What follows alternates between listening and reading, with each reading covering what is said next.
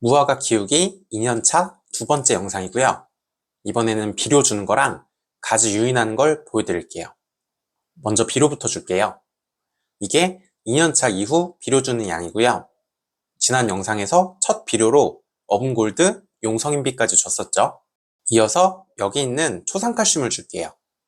표에는 4월 20일인데 계속 비가 와서 4월 28일에 줬어요.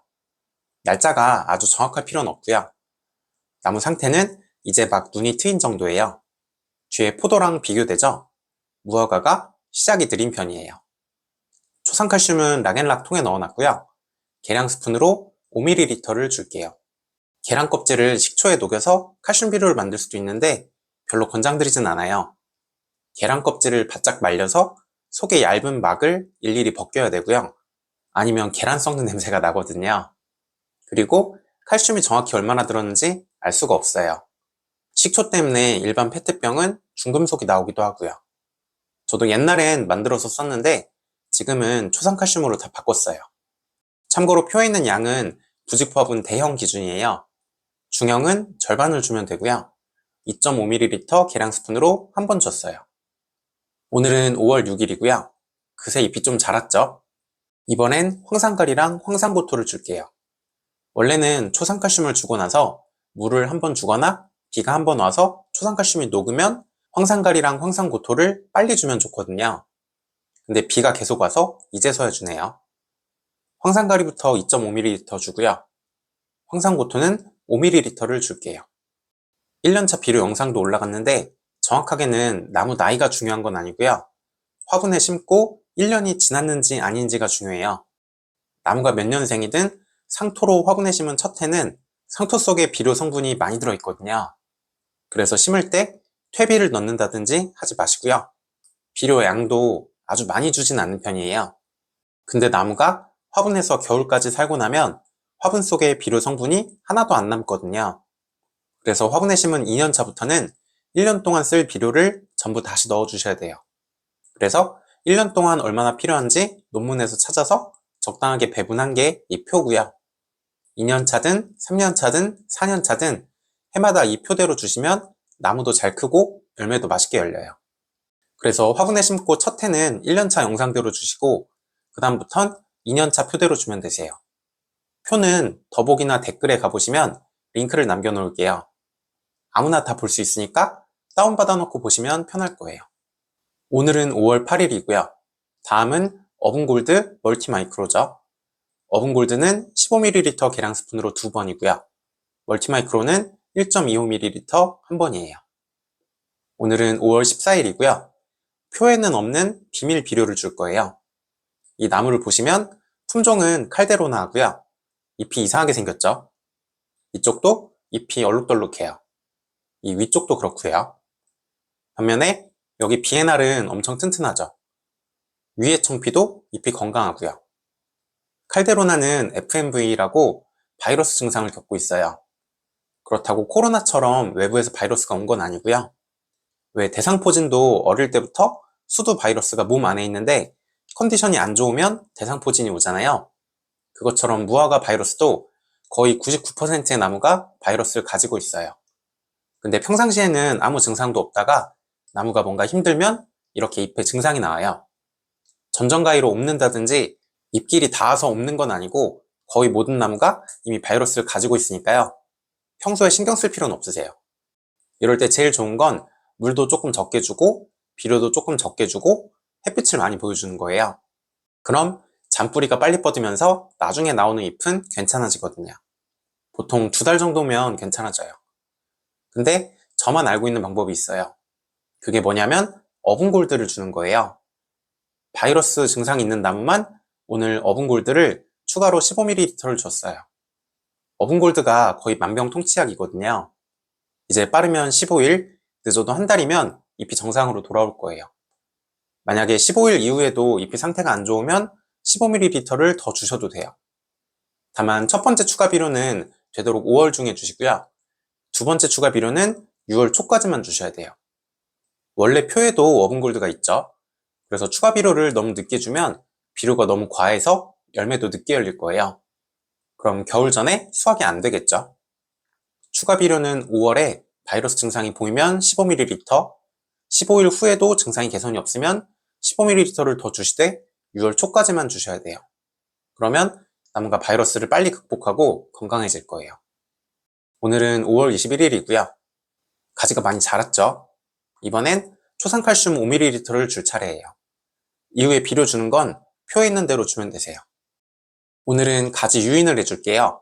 앞 영상에서 북쪽까지는 위로 키우고 가지 3개는 동쪽, 남쪽, 서쪽으로 유인한다고 말씀드렸죠. 가지 유인은 왜 하는 걸까요? 원래 과일나무는 리코메 법칙이라고 해서 가지를 눕힐수록 열매가 잘 생겨요. 근데 무화과는 리코메 법칙이 작동을 안 하는 나무예요. 가지를 세우나 눕히나 열매가 생기는데 영향이 없어요. 이런 건 말로만 주장하는 게 아니고 데이터가 있어야겠죠? 그래서 제 채널 이름도 가드닝 랩, 가드닝 실험실이에요. 안 눕히고 위쪽으로 세운 가지는 열매가 평균적으로 11개 생겼고요. 동쪽으로 눕힌 가지도 11개, 남쪽은 10개, 서쪽은 9개가 생겼어요. 별 차이가 없죠? 통계를 돌려봐도 가지 방향에 따른 차이는 없었어요. 가지를 세운다고 열매가 안 생기면 위쪽 가지가 열매가 더 적었어야 돼요. 그래서 무화과는 눕힌다고 열매가 잘 생기는 건 아니고요. 눕히는 이유는 햇빛을 많이 보여주기 위해서예요. 가지가 옹기종기 다 모여있으면 햇빛이 안 들어서 안쪽은 열매가 안 열리거든요. 그래서 이렇게 유인줄을 매서 가지 3개는 동, 남, 서쪽으로 펼쳐줄 거예요. 유인줄은 어떻게 써도 상관없는데 제가 하는 방법을 한번 보여드릴게요. 먼저 유인줄을 만들어야 돼요. 한번 만들면 매년 쓸 수 있게 만들었어요. 흰색 줄은 작물 유인줄이고요. 검은색 코드락을 끼웠어요. 근데 그냥 끼운 게 아니고 코드락을 끼우기 전에 유인줄에 미리 양말목 끈을 하나 걸어놨어요. 이게 한 개고요. 이건 작년에 썼던 걸 가을에 걷어서 모아놓은 거예요. 만드는 걸 보여드릴게요. 이게 한 개를 미리 표준 길이로 잘라놓은 거예요. 재보니까 2m 30cm 정도 되더라고요. 똑같은 길이로 유인줄을 먼저 잘라줄게요. 그 다음에 양말목근 한 개를 유인줄에 끼워주세요. 그 다음에 코드락을 끼울게요. 구멍 2개짜리 코드락이고요. 이런 거 평상시에 옷이나 가방 같은 데 많은데 이름이 코드락이더라고요. 구멍 2개에 유인줄 양쪽 끝을 하나씩 넣어줄게요. 이게 다 만든 거고요. 이 부분은 매년 다시 쓰는 부분이에요. 이제 가지를 유인할게요. 맨 위 가지는 위로 크게 놔둘 거고요. 나머지 가지는 눕혀줄게요. 먼저 유인줄에 끼워진 양말목 끈을 배수판 제일 구석에 묶을게요. 그 다음에 양말목 끈을 하나 더 가져오고요. 가지에 걸어주세요. 가지에 어떤 식으로 걸었는지 잘 봐주시고요. 유인줄을 양말목 끈에 묶어줄게요. 이때는 너무 팽팽하게 묶지 말아주세요. 잘못하면 가지가 부러지거든요. 유인하는 건 코드락에서 줄을 짧게 해서 팽팽하게 할 거예요. 주의하실 게 코드락에서 줄을 당기는 힘으로 유인하면 안 되고요. 왼손으로 가지를 눕히면 줄이 남겠죠. 그렇게 남는 줄만 코드락 쪽에서 당겨가면 되세요.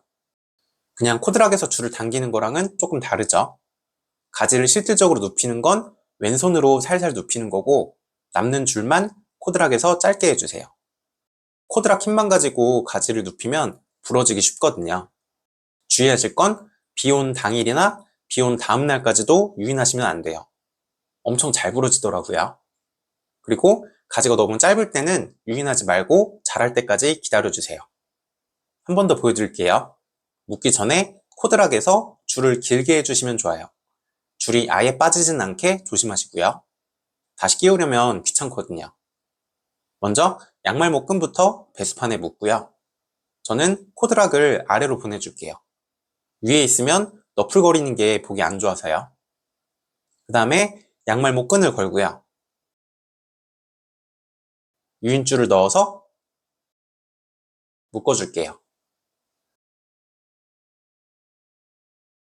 코드락 줄은 팽팽하게 당기지 말고 조금만 조여주고요. 왼손으로 가지를 살짝 눕히면서 코드락 줄을 조일게요. 너무 팽팽하게 하면 여기가 부러질 거예요. 가지 4개인데 1개가 부러지면 25%가 날아가죠. 물론 수확량은 아주 큰 차이는 없어요. 나머지 가지 3개가 더 자라거든요. 그래도 부러지면 마음이 아프니까 조심해주세요. 나머지 가지 2개도 유인해줄게요. 북쪽까지는 그냥 두면 알아서 위로 자라고요. 동쪽, 남쪽, 서쪽은 각각 배수판 귀퉁이에 묶었어요. 유인줄을 가지에 바로 안 묶은 건 가지를 파고들거나 상처가 날까봐 그런 거고요. 코드락이라 길이 조절도 편하겠죠. 유인하는 각도는 수평으로 눕힐 필요는 없고요. 45도보다 약간만 더 눕히면 돼요. 가지가 너무 튼튼하면 한 번에 다 눕히려고 하지 마시고 처음엔 조금만 눕혀놓고 며칠 있다 더 눕히셔도 되고요.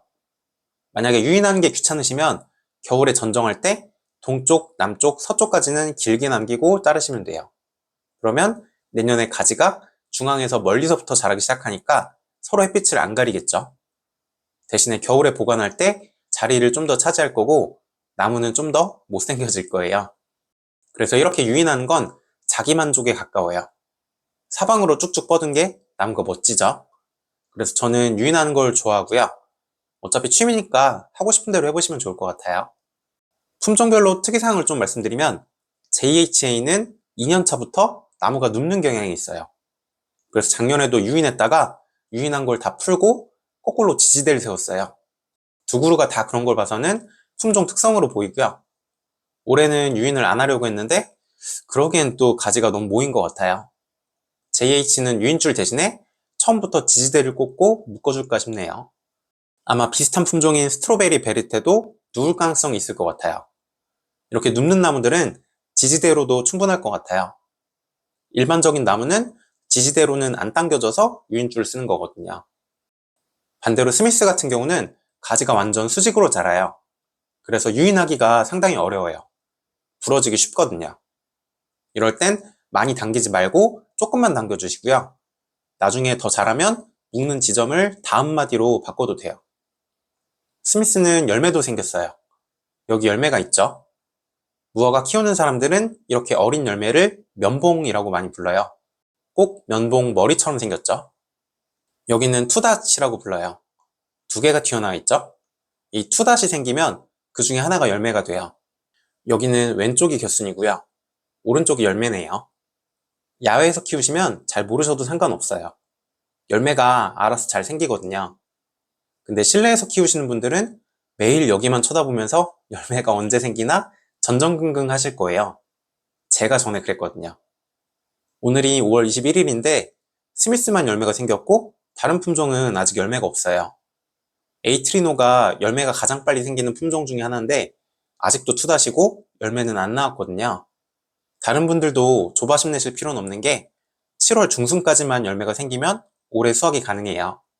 아무리 늦어도 100일이면 수확이 되니까 7월 중순에 생기면 늦어도 10월 말에는 있거든요. 이게 작년 5월 28일인데 거의 대부분 품종이 면봉이 나와 있었어요. 심지어 한 마디에 열매가 2개씩 쌍둥이로 나온 나무도 있었고요. 이미 유인도 다 끝낸 상태였어요. 2023년도 5월 25일에 유인이 이미 다 끝나 있었고요. 올해는 봄 날씨가 안 좋아서 모든 식물이 다 느리네요. 최근에는 5월부터 호우주의보에 비도 정말 많이 왔어요. 그래도 부직포화분이라서 자란 게 며칠 늦는 거 말곤 걱정할 건 없어요. 앞으로 2년차 이상 나무는 크게 할 일이 없고요. 표대로 비료 주시고 유인해 주시면 끝이에요. 다음 영상은 6월 말쯤에 순집기하는 영상으로 돌아오겠습니다. 감사합니다.